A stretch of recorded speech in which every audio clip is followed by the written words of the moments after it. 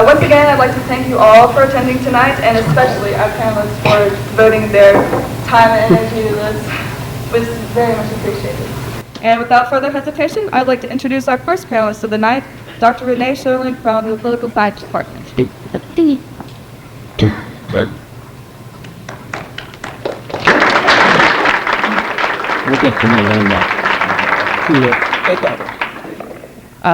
Good evening. I will begin our forum discussion speaking about the regional and global context environment in which U.S. foreign policy is made. I'll begin kind of broadly and then get into specifics about the different regions. I teach international relations and comparative politics here at the university, and I also teach and do research on U.S. foreign policy. And one of the things that emerges as you study U.S. foreign policy in general is the fact that oftentimes here in the United States, we really give a lot of emphasis to domestic considerations in the structuring of our foreign policy. Divisions within Congress, political party positions, public opinion, U.S. law, and this is all appropriate, but it is not the sole factor which should structure foreign policy. But it tends to dominate. If you really wish to have an effective foreign policy, you must take into account external factors, factors beyond the border of the United States. And in essence, that's what I'm trying to talk to you about tonight. Other factors, especially the regional and global environment, which should structure the way U.S. decides and implements its foreign policy. Clearly, the objective of U.S. foreign policy is to respond to the events of September 11th. But underlying that is obviously a need to do so in a way that does not create more problems. You don't want to end up in a situation that's actually worse than what exists already. It's kind of like a chess game. You need to think 3 moves ahead. You need to think of what your response will be. You need to anticipate the reaction of those responses, and then you have to think of an appropriate follow-up reaction or response. And the reaction to your foreign policy really shouldn't be focused on a particular group. So for instance, in this case, the United States should not simply be considering how will Osama bin Laden or Al-Qaeda respond, or the Taliban will respond to what the United States is doing. Rather, we must weigh and consider the behavioral responses of others in the international arena. And in particular, I would argue that we have to extend our focus beyond Europe and our European and NATO allies to 2 regions in particular, as well as the world in general. You need to know what the outside world thinks. You need to know what the political situation of key actors are in the world. And you need to do this as citizens of this country, in order to be able to understand what our foreign policy is and in order to advocate for what you think is the best foreign policy we should pursue. Ignorance and miscalculation can be problematic at best, and it can be disastrous at worst. I'll give you an example of how not really understanding the context, the external context of what you're doing can cause problems. President Bush's use of the word crusade has proven to be problematic. He was addressing the U.S. audience, and for the U.S. audience, that was not a problematic word. However, it was heard by the world as a whole, and it has been picked up and seized, particularly by Osama bin Laden and his spokesman, and they have used it to argue that the United States is engaging in a religious war against Islam. And this goes counter to one of the key objectives of the United States, which is to distance the war against terrorism from a perception that it's a war against Islam. So being cognizant, being sensitive to the outside world and how they react and respond and how they view things is critical. I'll begin first with the first region of importance, which is the Middle East. And I've provided a map because a lot of times in the United States, our woeful knowledge of geography can cause problems. This probably is rumor. This is one of these urban myths that a student in a class basically said, yes, we should go and bomb South America, thinking that that's where Afghanistan was. But anyway, I don't think that's true. But anyway, I provide a map of the Middle East. The first question that comes to mind is, why is the Middle East significant? Because if you look at the map, you'll see Afghanistan is not in the Middle East. And it's significant for a number of different reasons. This is the first region I think we need to pay attention to. First of all, most of the suspected terrorists and members of Al-Qaeda come from the Middle East. For instance, it is alleged that of the 19 hijackers, 12 are of Saudi origin. In Saudi Arabia, they actually don't have this name there, but it's right underneath Iraq. The demands of Al-Qaeda and Osama bin Laden related to U.S. foreign policy and the fight against the United States all stem from concerns in the Middle East. Essentially, there are three basic demands. First, that the United States get troops out of Saudi Arabia. Second, that the United States end support of the Israeli presence in the occupied territories. And third, that the United States end its support of Iraqi sanctions. This is important for you all to realize. In the United States, our understanding of this fight against terrorism, or the attack against the United States, was that it was an attack against us because of our freedom. In the outside world, the understanding for the most part of the attack was related to these specific demands, specific U.S. foreign policy that's being pursued.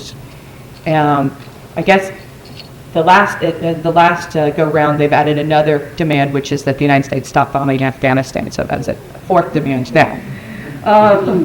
But it's specific to events that are occurring in the Middle East. So what seems to be a focus for the actors that are engaging in this are events that are occurring in the Middle East. So how did the Middle East respond? How did the countries in the Middle East respond to September 11th and the aftermath? Well, first of all, there was general condemnation, really across the board. I guess even Iraq said that they thought the terrorist attacks were horrible. They then followed it up with understandable but horrible. I mean, so there was a general condemnation. But this was also closely followed by a request that the United States consider why the attacks occurred. There was also has been requests for evidence against bin Laden in order to understand and be able to join in the U.S. Fight. There's also been a commitment, for the most part, of limited support. Basically, most of the countries in the region have granted the U.S. to use their land, their territory, and overflight for humanitarian efforts. So, you know, the food packages that they're dropping, they can fly over these countries, but the military flights are not allowed to go over. And there have also been public demonstrations against the U.S. bombing of Afghanistan. And that's pretty much what's been going on in the region this past month. So condemnation of the attack against New York, the Pentagon, but also concern about the U.S. response. And now, how do we explain this? How do we understand this? Well, first of all, it's clear that bin Laden and al-Qaeda represent a tremendous threat to the governments of the Middle East. These are not democratic governments. They're highly reliant on the United States, and bin Laden is highly critical, and al-Qaeda is highly critical of these governments. But this kind of threat posed by this organization has not translated into government support for U.S. actions against them.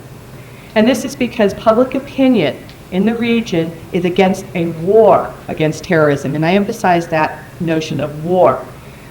There's concern about warfare. There's concern about how do you define terrorism, as well as the fact that there is a lot of public support for the specific demands.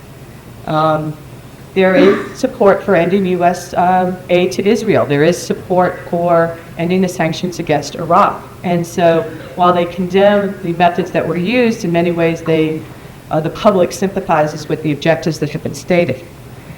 So what's happening? You have governments which are faced with an ally, an important ally of the United States, demanding one kind of response, and their public opposed to it. And the Saudi ambassador to the United States said, in discussing why his government would not allow or would not aid in the military action, and this is a quote from the ambassador, in Western democracy, you lose touch with your people, you lose elections. In a monarchy, you lose your head. So there's a clear sense that national interest for these governments is threatened possibly by the kind of foreign policy the U.S. might pursue.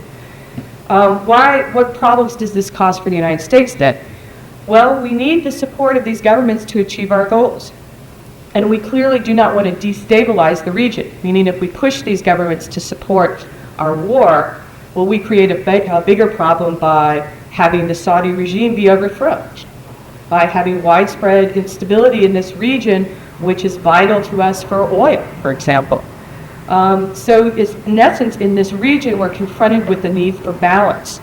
We have to weigh the balance of the benefit of pursuing a war against terrorism, and specifically an actual war in Afghanistan and possibly an expansion of war, versus the cost of such actions in the Middle East to other vital U.S. interests. The second region that's of particular concern when developing U.S. foreign policy is Central Asia. And the reason why Central Asia is so essential is, that's not perfect, but it's there, is because that's where the fighting is. Afghanistan is a Central Asian country. It's not an Arab country. It's not in the Middle East. And so what happens is this is where the fighting is occurring. This is where the immediate spillover impact of the fighting will happen. And this is a region where 4 nuclear powers come together. If you notice on this map, you see Russia, a nuclear power, China, a nuclear power, Pakistan, a nuclear power, and India, a nuclear power. So this is a region that is fraught with danger, I guess, and significance. Instability and conflict in this region can escalate into a fight with weapons of mass destruction. So it's of particular importance. How is Central Asia responding to the crisis? Well, again, there's been a condemnation of attacks. Again, there has been a request by the United States to consider why the attacks occurred. There has been limited support by most countries. Most of the countries have offered assistance in terms of humanitarian aid, meaning the U.S. could do flyovers for humanitarian aid efforts. There's been some exceptions. 3 countries, Kazakhstan, Uzbekistan, and India, have offered permission for overflight for military role. And Pakistan now is also, I'm going to not really talk about Pakistan that much because Dr. Koch will talk about that in greater detail. There also have been public demonstrations against the U.S. bombing in Afghanistan, in Pakistan, parts of India, and Bangladesh, here in Central Asia. And there's also clear concern in the region that the United States does not create another disaster in Afghanistan. And by this I mean people in the region see that the Mujahideen policy of the United States, which is a policy we adopted in the 1980s after the Soviet invasion, the United States funded Islamic militants to go and fight against the Soviets. And what happened was, after the Soviets withdrew, the United States withdrew its attention. And Afghanistan descended into civil war. The Taliban arose out of this. And many people in Central Asia argue that the Taliban are the direct heirs of previous U.S. foreign policy. So one of the things that's being articulated in Central Asia is a request that what you do must be bundled with a concern about the aftermath and what happens. Don't do it again. So again, these governments are concerned about instability. They have to face public opinion that's against them. One of the quotes I have from an editorial in Bangladesh was, "The United States is using a cannon to kill a mosquito." Those that openly support military action are oftentimes following their own self-interest. They face direct threats within their own borders. India would like to implicate Pakistan in the terrorist problem and get support for its Kashmir policy. So the United States faces a region that is in turmoil and disarray, and this presents problems for the U.S. because we need assistance from these countries. We need bases, we need intelligence, we need flyover permission in order to achieve our goals in Afghanistan. We don't want these governments to be overthrown.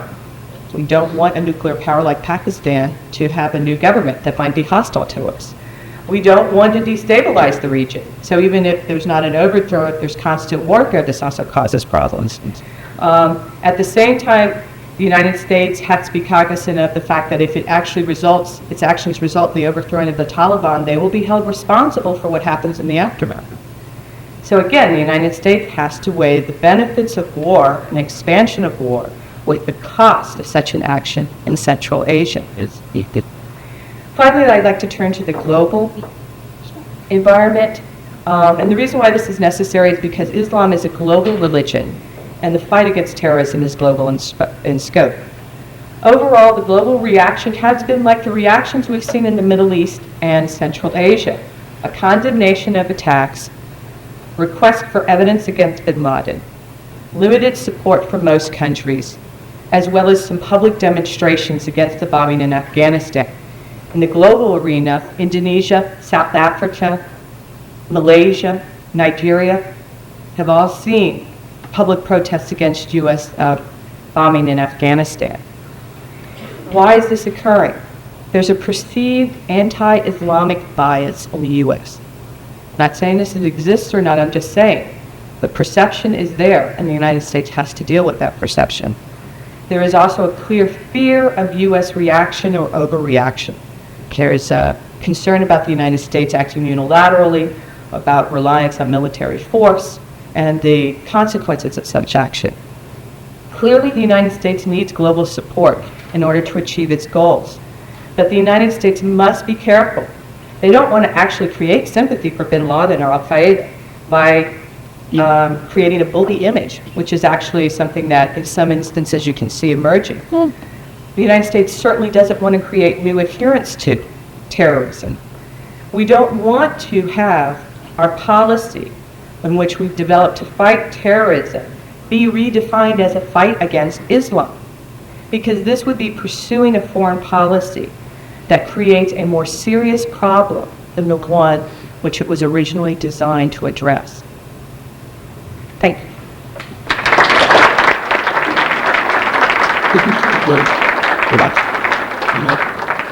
Once again, that was Dr. Renee Scherlen from the Political Science Department. Our next speaker is Dr. Jawad Barghothi. He's also from the Political Science Department. Joe.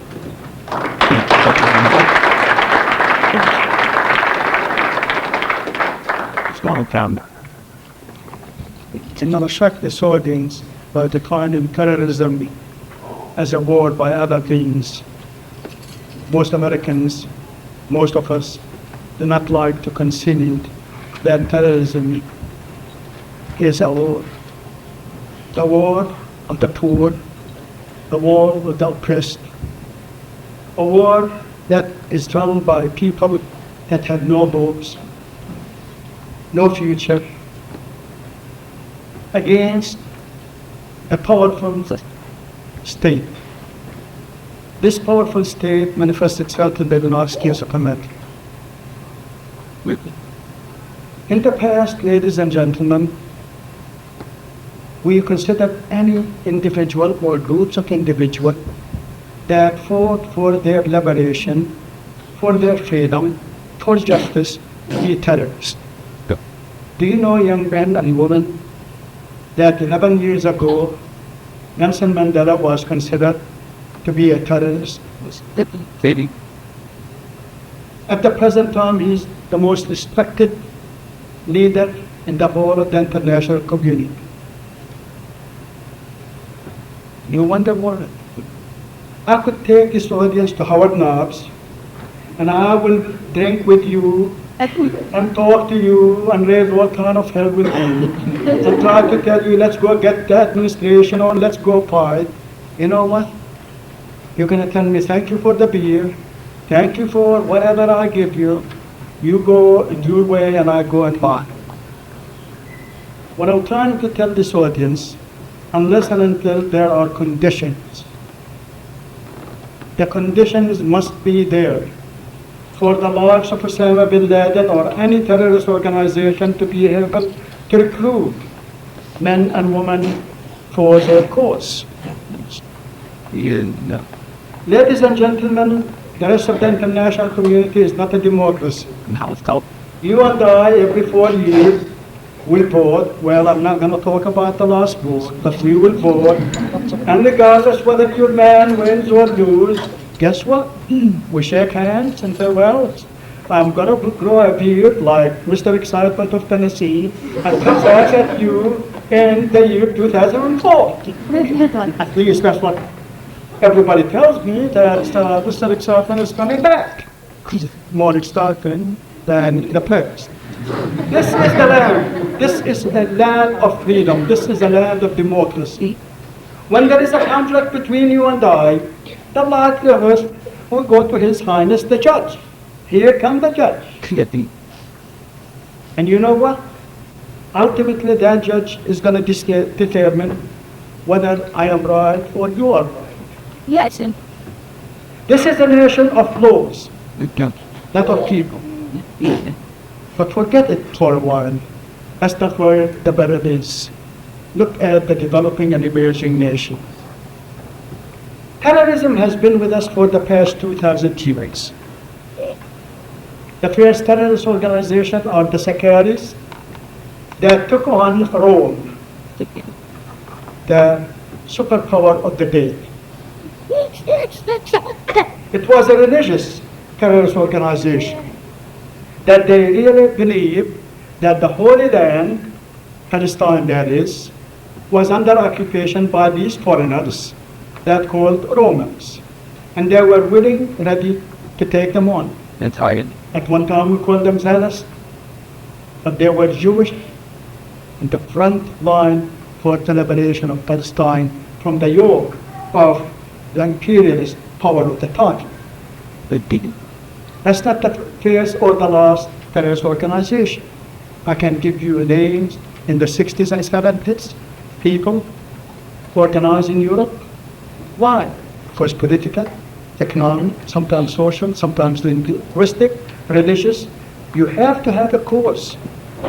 Without a cause, there will not be any threat of terrorism. Mao Zedong, the founding fathers of the People's Republic of China, made the following comment one time. We, the revolutionary people, ought to be a fish in a pond. You take us out of the pond, we're going to die. In other words, unless and until the environment is there, the environment must be there for people to rise against a superior power. Now the question was this: do they have a course? Whether you and I agree with it or not, that's not the issue. Neither you nor I rode the plane and ran a building. That's not within the realms of possibilities. But people thought that they did have a cause. The land of Saudi Arabia, the land of the Prophet Muhammad, is under occupation. The United States has occupied Saudi Arabia since the year 1990. I would like to inform this audience that the then Secretary of Defense, and I'm not you know him, he's our Vice President today, Mr. Cheney, went to Riyadh, Saudi Arabia, when Saddam invaded Kuwait, and he told the king, Mr. King, you have an option. Either you invite us in, or you're going to be looking for a job. In other words, ladies and gentlemen, the United States gave an offer that the King of Saudi Arabia could hardly refuse. In the history of Saudi Arabia, they never allowed a foreigner to defend them. As a matter of fact, when the British and the French divided the Middle East into sphere of influence, an American president by the name of Woodrow Wilson said to the British and the French, divide Palestine, divide Jordan, divide Egypt, divide whatever, but stay the hell out of Saudi Arabia. Wow. Don't you ever touch it. And do you know, ladies and gentlemen, neither the British nor the French touched Saudi Arabia. The first time they had foreign troops in 1990. So to the minds of Muslims, not just, not any terrorist organization, to the whole Muslim, in Indonesia, in Egypt, in Palestine, in Syria, the land of the Prophet Muhammad is under occupation. There is no reason left for American troops to be there. That is one.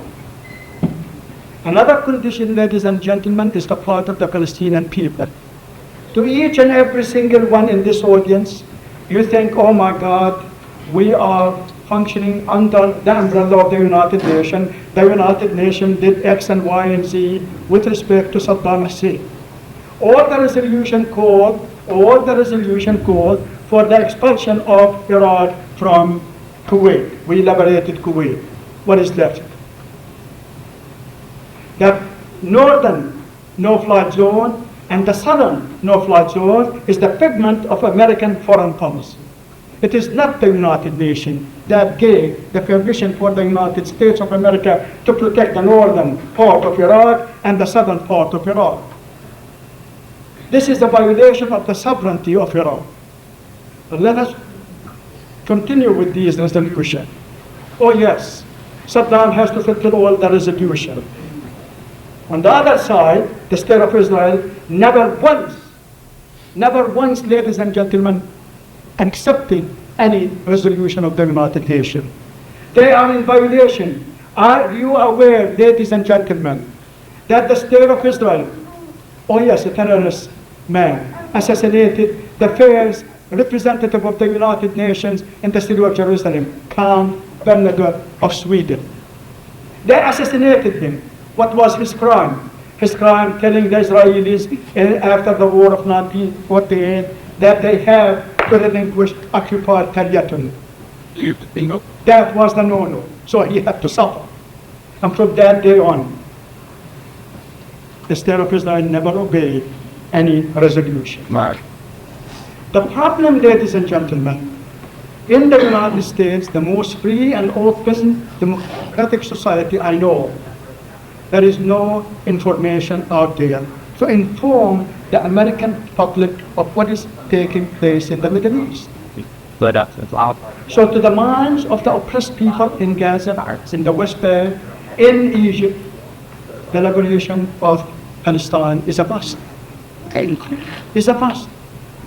So there comes a man by the name of Osama bin Laden. And all of a sudden he created quote-unquote Al-Qaeda, whatever that it is, that's fine, which means and implies that it is. And we really assume that he's sitting down in Afghanistan or standing or riding a camel, I don't know what he's doing now, maybe on the run is not important, that he's sitting down there now and giving an order for every man, woman and child to do X and Y and Z.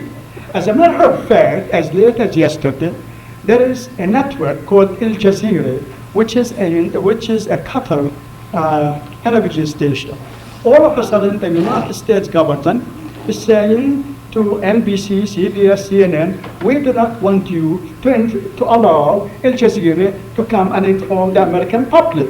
And when we ask why, they said, well, maybe Osama bin Laden is giving a secret order to his cells in the United States. You know, I'm old enough to remember when I came to Boone, North Carolina in 1969, most of you were not born then, but that's all right. I came here and people were telling me there is a commie behind every tree. And I looked to the left and I looked to the right and I thought, my God, how many damn trees? Ladies and gentlemen, wake up and smell now. I asked another American, when I walk, who are you? Do you have a gun? You scared of me? Because I don't have a blue eyes. It's not the fault of my wife. She didn't paint my eyes blue. I mean, I don't know if I can do something about my hair. I'm trying to grow it. The next hair is going to be blonde. I mean, I'm slick. But I want you to understand. I want you to understand. I want you to comprehend. We don't get why people are mad. Because we were never allowed to know the other side of the equation. 2 years ago, and let's go back to Nelson Mandela, came to the United States to get a Medal of Freedom from the United States. So he got it, shook hands with the President Clinton, that is, handler, one and done, and go back to South Africa. In the way to South Africa, he made a stop, or a pilgrimage, I guess, to see his friend Muammar Gaddafi of Libya. And oh my God, the State Department and the White House got so mad, and Congress wanted to take the medal away from him. And you know what President Mandela said? Gentlemen, when I was in the barrack, when I was fighting racism in South Africa, and I'm not a cadet, and I was like one to support me, to help. Where were you? Where were you? So don't you ever tell me who to read and who to talk to. That is nonsensical. How come we don't see it on television? How come we don't see this comments in the New York Times, the Washington Post? Why not? What's wrong? Let the American people decide. Tell them the truth, and I am telling you, hear the facts. I don't want you to listen to my facts, to their facts, to anybody's fact. Go look at it. Allow yourself to think, to contemplate what's taking place. Don't dehumanize 1.2 billion people. Oh yes. Every time I see the president and his mom at the cabinet coming in there, my friends, we are not against the Muslim. We are against fundamentalist Muslim and so on and so forth. I cringe. Right. I am the product of the United States.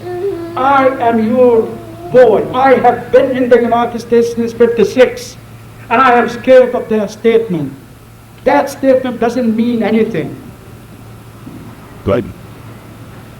When the president said, "It is not against Islam," he may convince Hosni Mubarak or King Fahd or King Abdullah. But you know what? She cannot convince the masses in the Islamic world. And you know why? You know why? Go to the market. We do have a good value. And find out the level of investment, American investment in the Middle East, in the Islamic world. I challenge anyone. All we do, all our relations with the Middle East, especially the oil-producing nation, get the natural resources, and guess what? Leave. That's all we care. Oil is important to the security of this republic. That's all we care. This is exactly what the British and the French did in the continent of Africa. They went to Kenya, and they said, "I want you to produce coke." They went to another place, "I want you to produce cotton." And the relationship was a master and slave. The relationship between the United States of America and the Middle East is a master and slave. After the war in the Persian Gulf, the President, George W. Bush #1, stood there and he said, "Democracy, we have to have a democracy in Cuba, in Latin America." He never uttered the word democracy any place in the Middle East. Ladies and gentlemen, I want you to tell me, name one place that we supported the force of democracy, any place in the Islamic world, in the Middle East. Not one single place. I stop here, entertain other questions. I can go on. Well, I tell you, these women are bossing me all around.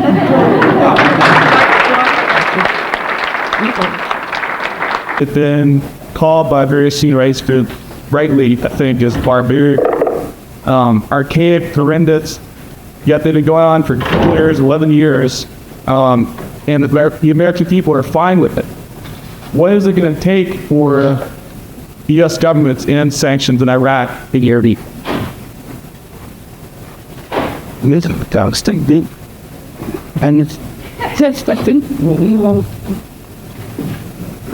I was responding to your question, something very clear. I had a little while ago an attack on Islam. It was covered. It was brilliant attempt. The attack was Islam in the 7th century spread by the sword. Now when I ask a question, how come that the year 2001, the fastest growing religion in the history of man is Islam? Is it by the sword again? And they have. Why don't we give credit where credit is due? stop this nonsense of attacking Islam and the teaching of Islam in the cover. Oh, well, Osama bin Laden hijacked, I love those comments, hijack Islam. Osama bin Laden did hijack him. He may be a Muslim, but he is not the powerful Muslim. Really, very few people listen to him. If I am to listen to the government of the United States, maybe the rank and file member of Al-Qaeda is between 10,000 and 15,000. You know what? Out of a population of 1.2 billion people, that is it. No. Now to your question. Go again. And this is again a response when somebody talk about Saddam as hoodlums and Hitler with Ukraine. I did not want to defend him in any form or share of the sheep. But then we think, before he invaded Kuwait, our ambassador, United States ambassador to Baghdad, celebrated his birthday, told you what a great leader he was. At the same time, a delegation from the Senate of the United States, led by Senator Boone, the majority leader of the Senate at that time, went to celebrate the birthday of Saddam Hussein. And when he was talking about Kuwait, they told him, Mr. President, this is our Arab affairs. The United States have no interest whatsoever.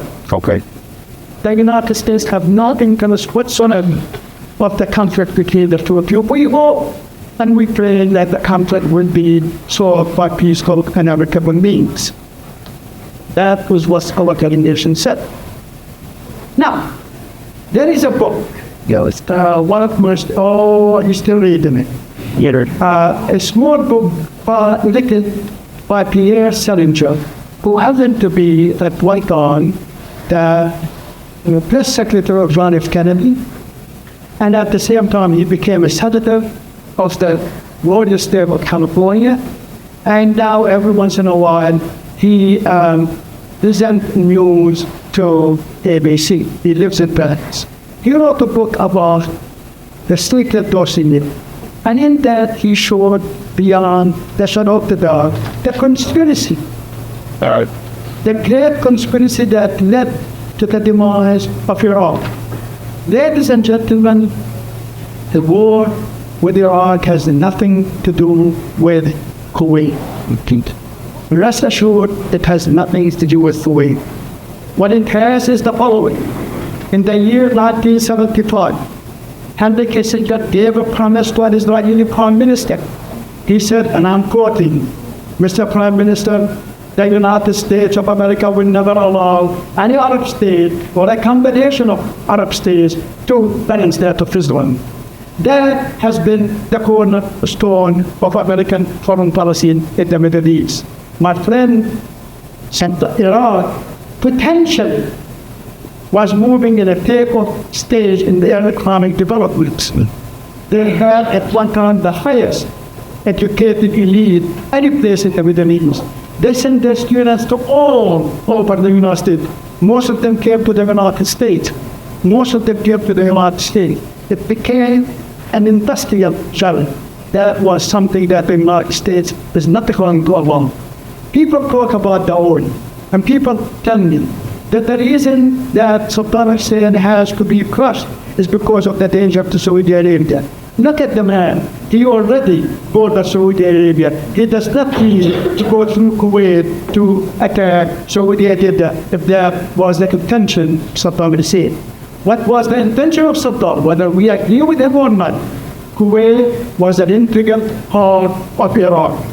And it was Winston Churchill sitting in Jerusalem with a scissor in his hand to try to regain what we call Kuwait today. So the idea is, whether Saddam is a hoodlum or not, what's the difference? We are blessed with nothing but hoodlums. Do you think Hosni Mubarak is any better than Saddam? Or Hafiz al-Assad, the late Hafiz al-Assad? Or King Hussein? They all are desperate leaders, and they have to go. But they have to go by the will of the masses and not by the will of the State Department or the Defense Department or the White House. Thank you. What is terrorism? I can't possibly define that for you. There's literally volumes and volumes and volumes of research on the topic, but obviously it's a pejorative term because it conjures up tremendous emotions. For me personally, it was a horrible thing to see what happened on September 11th. There's actually little agreement in the literature about the meaning of the term. I've seen at least 25 different definitions. But there are some common elements that are included in the various definitions. As Dr. Barghothi mentioned, terrorism usually, as it's defined, implies some form of violence that's committed for political gain. As Dr. Barghothi said, a war to change something. But this definition is troublesome because if we're going to fight a war on terrorism, then we're fighting a war on war, and that doesn't seem to get us anywhere. Terrorism might also characterize then our current U.S. military actions, if we accept the definition. It might also characterize some of our foreign policy initiatives, if we accept that definition. So it's very problematic. But obviously, as Dr. Barghothi mentioned, the concept of power to define something like terrorism plays a major role here. The relativism of this term. Obviously, the United States defines terrorism as any act of violence that runs counter to its interests. So that's what. So we can assume that terrorism is any type of violent act that's meant to go against our interests or to go in someone else's interest. Prevention is a little easier to define because I'm going to talk about preventing terrorism. To prevent obviously means to stop something before it happens. Too late, right? It's the opposite in criminal justice or criminology. We use the term control, crime control, for example, to imply the opposite of prevention, which is reactive. Control is reactive or ex post facto. It's after the fact. It is much of our criminal justice system is control oriented. After the fact, we arrest people, we convict them, we send them to the prison or what have you, and we expect crime to go down as a result. Very little prevention. Prevention is proactive, it's before the fact. So if we start out talking about preventing terrorism, I guess I could say prevention of terrorism could be roughly defined as stopping acts of violence for political gain before they occur. There we have it. So the logical next question is, are we doing a good job preventing terrorism? First of all, I want to say it's difficult to know because by definition, if we prevented it, it wouldn't happen, so we wouldn't know about it. We've heard many successful interventions that have prevented major terrorist attacks. For example, we all expected something very big and horrible to happen at the turn of the millennium. There were various plans around the world to do something, and nothing happened, or I'm sure some things happened, but nothing big happened against the United States anyway.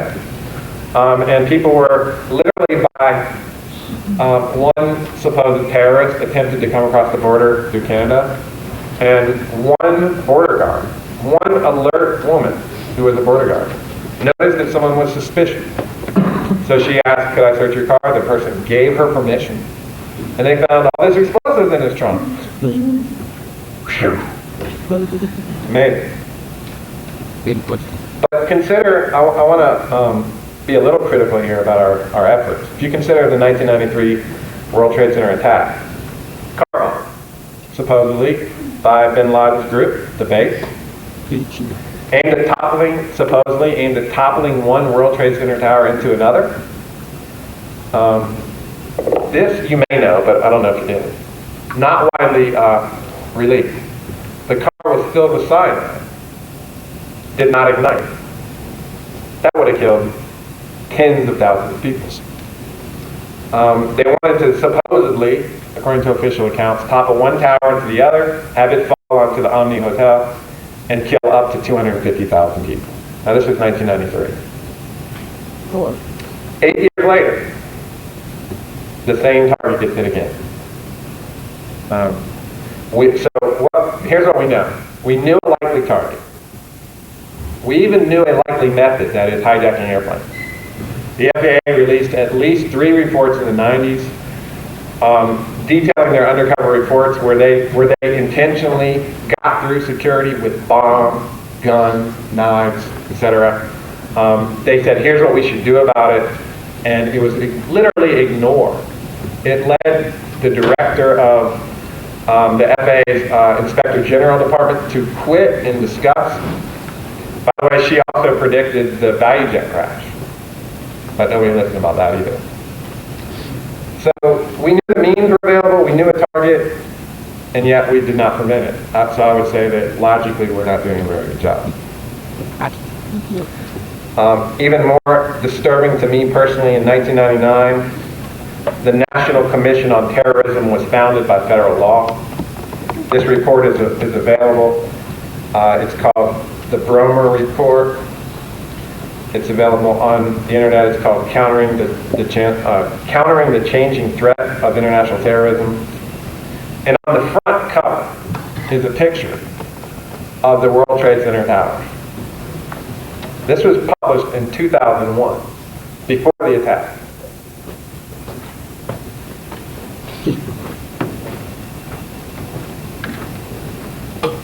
I'll read you from page 2, the foreword, the very beginning of the report. This goes to the issue of how well are we doing.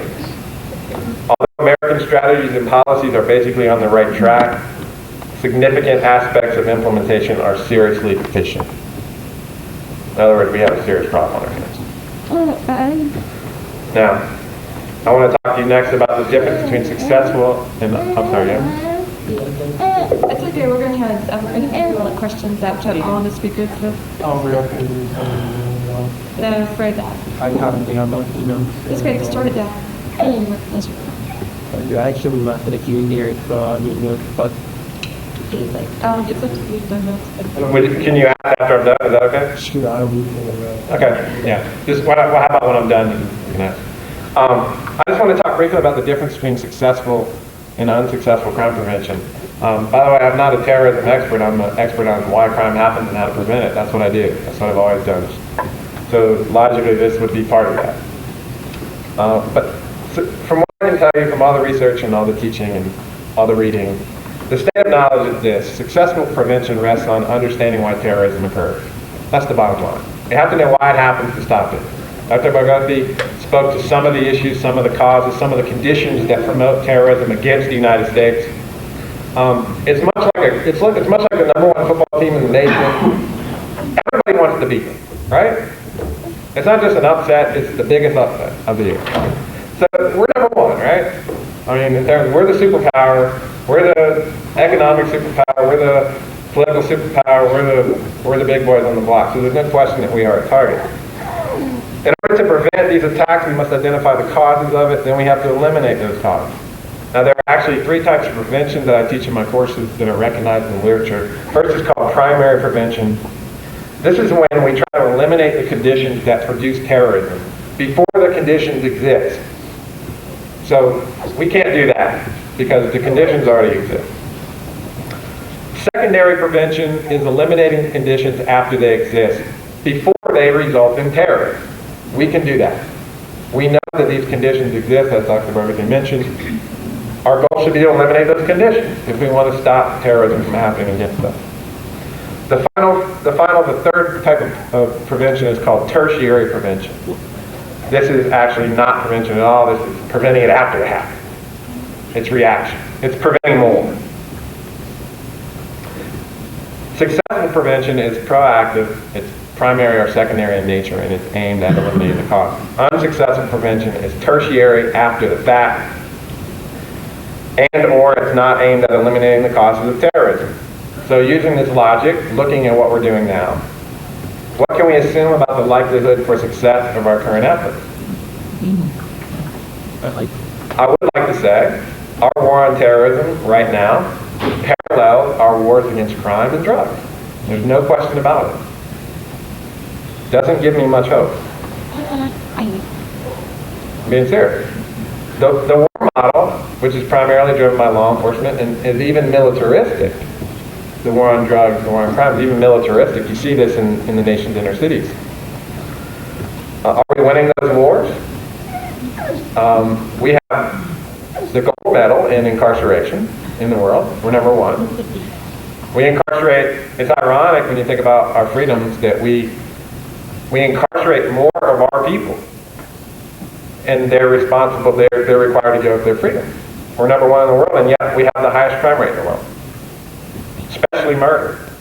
Our murder rate is so high that you can't even put it on the same chart as other nations. You have to either make two charts or a chart with a line in the middle and explain what the line is.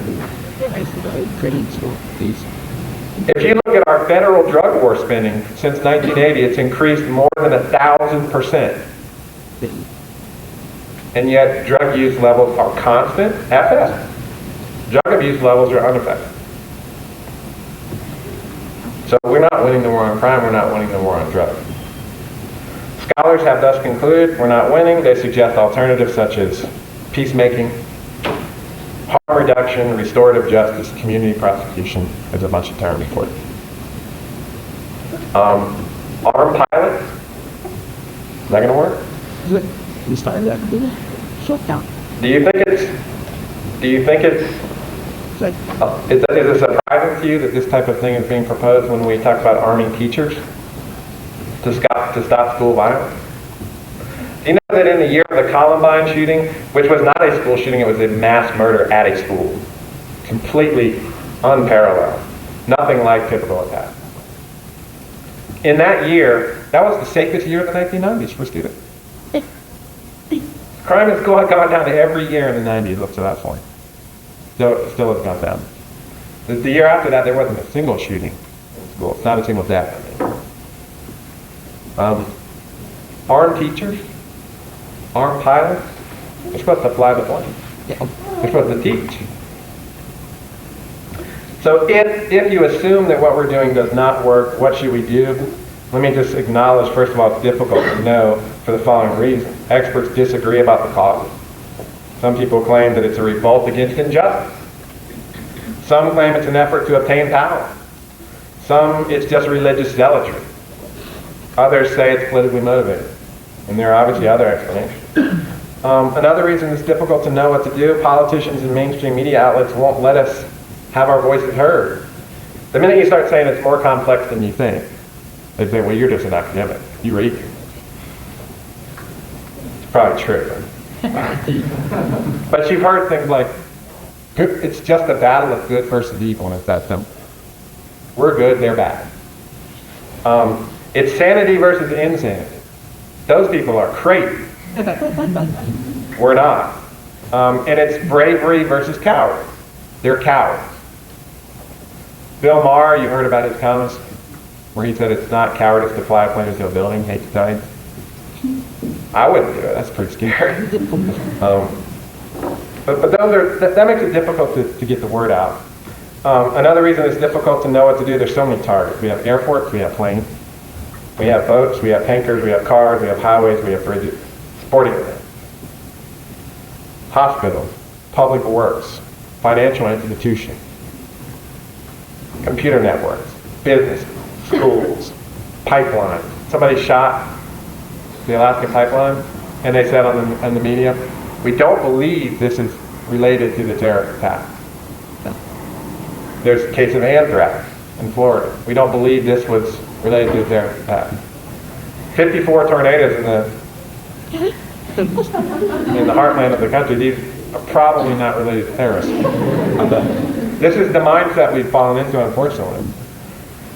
We have our food supply, our water supply, and now we have the threat of chemical and biological weapons. It's just horribly scary. And also another barrier is we must protect our civil liberties, obviously, for Americans. So these things make it difficult to know what to do. It makes it difficult to be successful. What I would just like to say, rather than pretending that I'm going to give you the solution, which is maybe what you want to hear, the fact that it's so difficult, does this mean that we should just recognize the inevitability of attacks and just throw up our hands and say, well, I hope it doesn't happen to me? No. What it means is our prevention should be based on sound theory. I teach theory of the crime, and my students think that theories are not relevant. But again, if we know why it happens, we can stop it.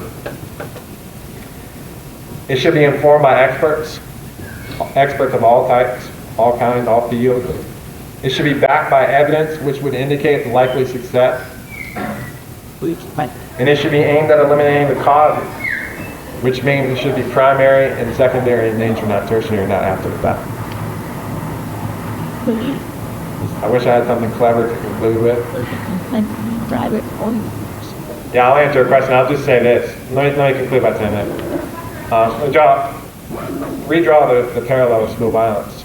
The school violence research is tremendously available and complex. There are reports by literally every federal agency, experts all over the world about it. And they all conclude the same thing. It takes a team approach. It's a complex problem which requires a complex solution. Your chances of dying at school are 1 in a million if you're a child today.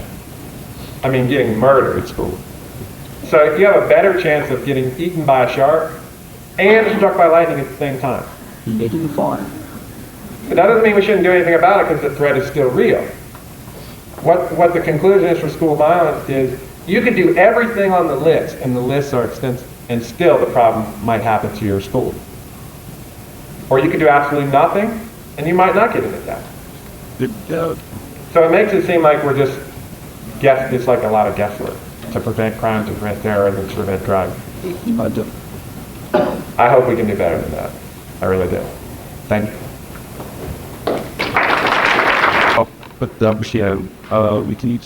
I'm going to try and tie together a bunch of different things. Oil, economics, institutions, and empire. But I'm going to try and talk about that in the context of Pakistan. I don't consider myself an expert on the region, but I lived in Pakistan in 1994. It's a 10-year Fulbright scholar, and I was based in Islamabad, Pakistan, at Qadir University. Traveled extensively through the region, got to know a bunch of Afghans. The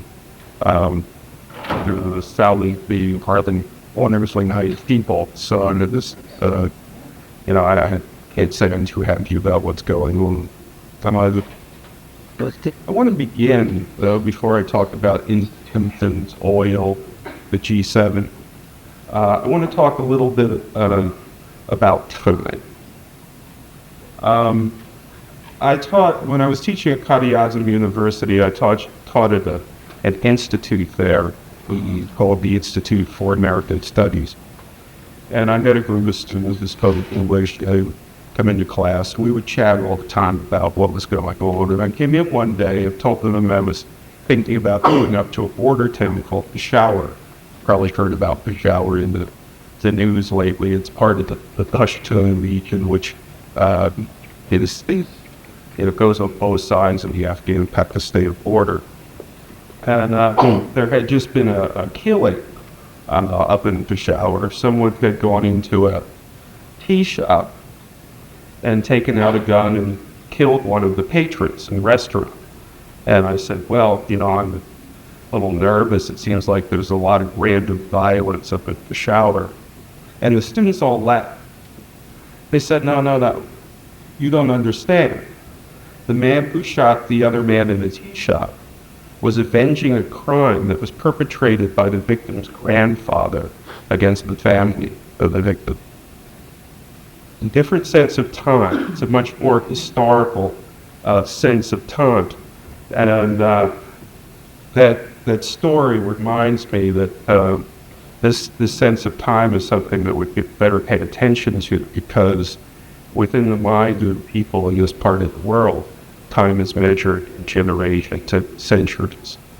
All right. So, I don't want to talk too much about religion. If we get into Islam later, the panelists, so on and so forth, that'll be fine. We can talk about that. I wish to view some of that as well. But I want to talk about the region a little bit. What? All right. This region this region in through here is the Pashtun region. And I want to suggest to you several things. This is where the town, where that is, where you go? This is where the town shower is. These are question regions. There's a lot of parallels between the culture of this region, both in Afghanistan and Pakistan. Hence, those are the regions where presently there are most of the anti-American demonstrations. I also want to talk a little bit about this region up in here, and of course the regions over in here, because of course that's where the oil is. But so let me shift gears a little bit here. Yeah. And talk about Pakistan in relation to this situation, mainly as a Pakistan's relationship to the global economic environment, and as it fits into this current situation. Pakistan is caught between two worlds, and right now it's pursuing what it perceives to be its self-interest, a kind of limited participation with the United States. And this needs to be seen in connection to the larger economic environment. We live within an economic empire organized by the G7 nations. They think of the 7 advanced industrialized states.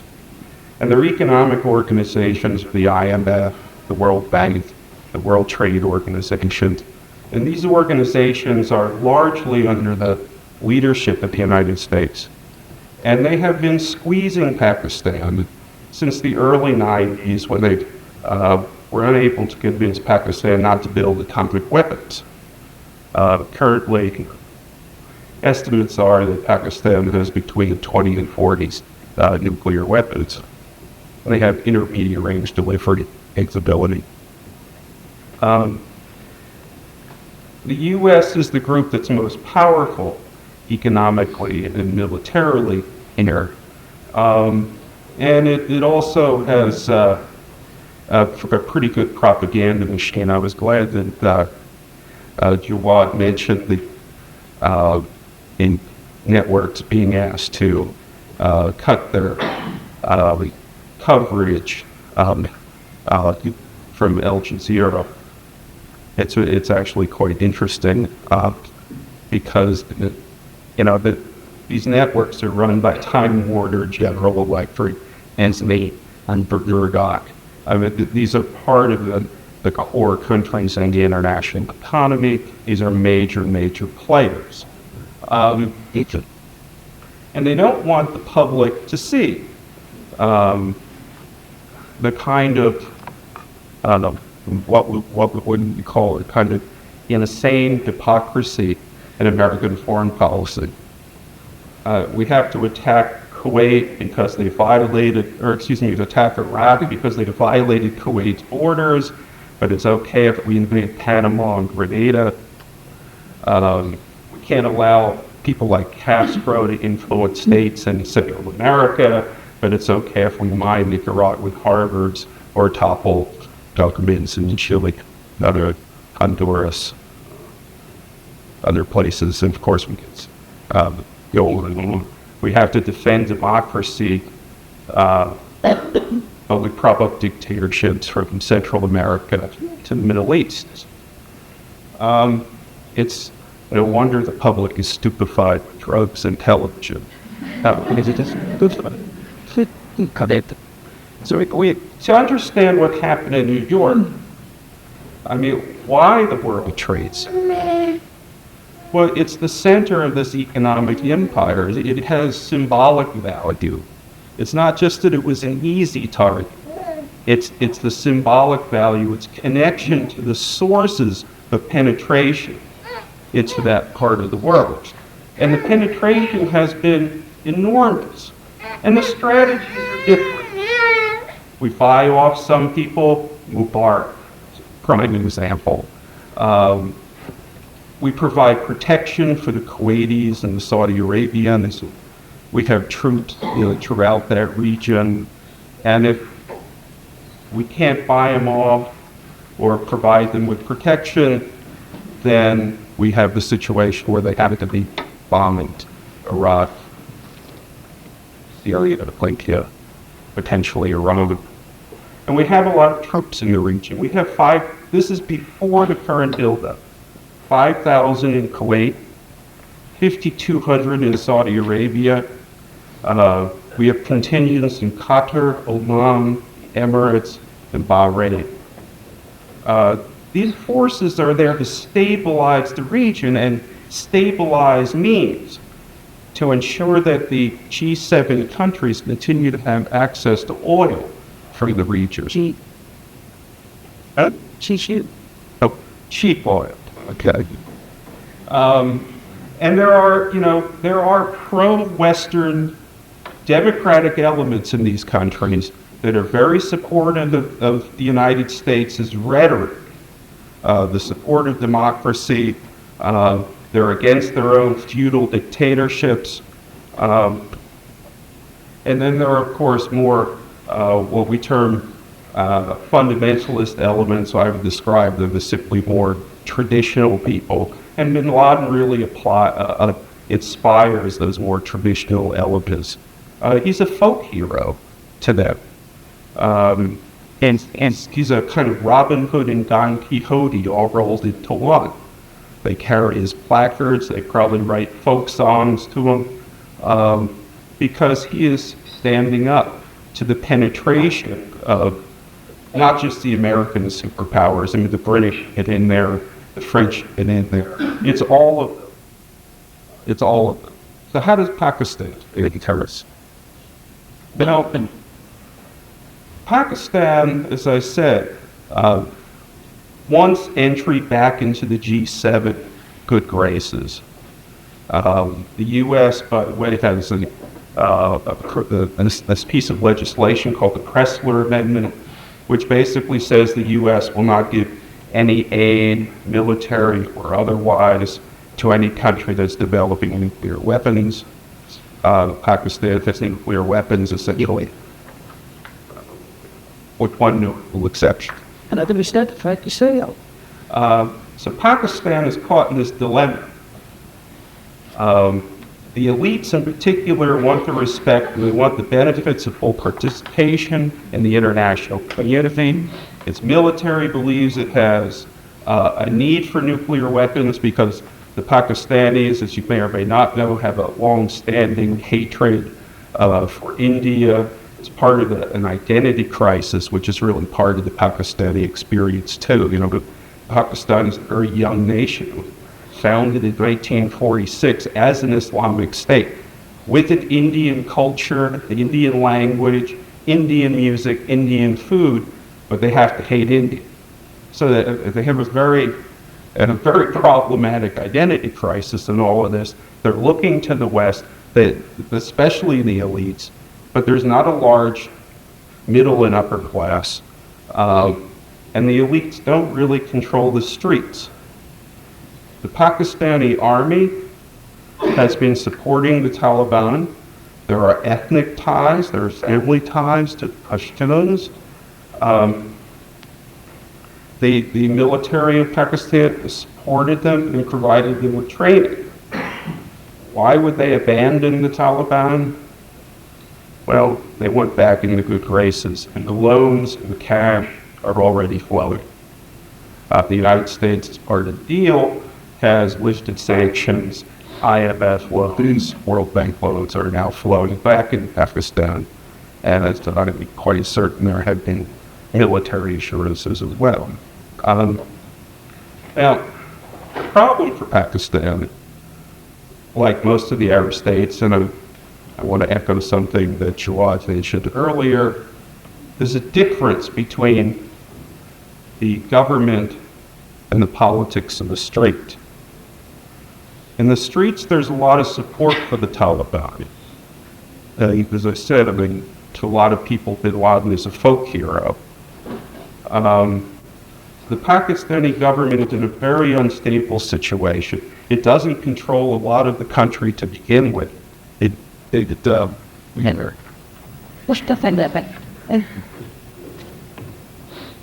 It doesn't control these areas up through here, the tribal areas, the northwest frontier has limited control over Baluchistan.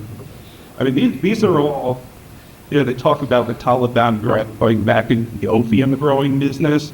Well, the opium growing business is alive and well all through this area inside Pakistan, and the national government can't do anything about it because it doesn't control those regions. So, the situation in Pakistan is very unstable. Let me just conclude by saying that